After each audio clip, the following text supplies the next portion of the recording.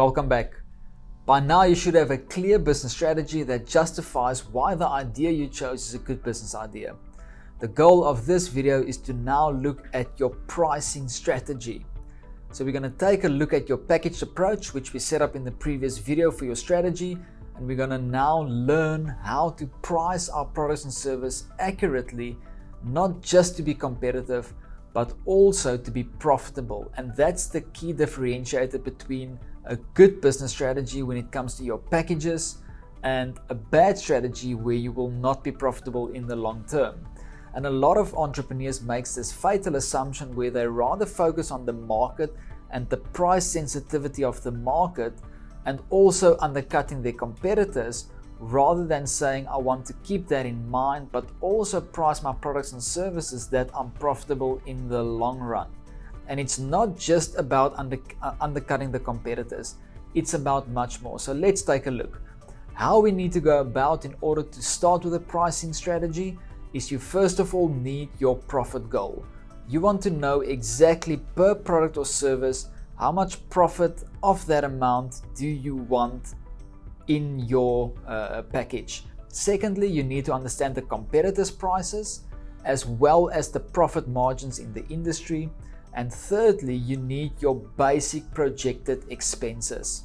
So that's the three things we need in order to get started with your pricing strategy. Now we're going to take a look at the formula, and in the next video I'm going to show you the formula on your manual that will help you to sit and work with your own pricing strategy until you get it to work out. Following this video, there's also a projection that you need to do, which will be your break-even projection to make sure that you know exactly how many units you need to sell before you start to make profit in your business. So exciting things coming up in the next couple of videos.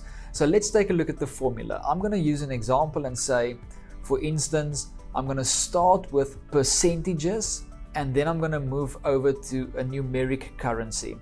So we want to start with percentages. The reason we start with percentages is if I'm profitable in percentage format, then obviously in the long term, it's eventually a good thing for me.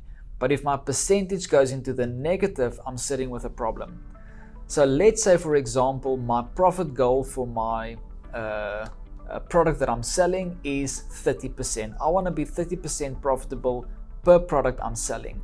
That leaves 70% of the money coming in for that product to spend on expenses in my business. And there's a couple expenses that's fairly basic and crucial. Firstly, what's the cost of goods sold? So the cost of goods sold is what it costs you to create that product or service. So that's your first expense you need to keep in mind. The second one is marketing. Now there's a lot of entrepreneurs who doesn't want to pay for any marketing. They think if I just post my stuff on Facebook, that is marketing.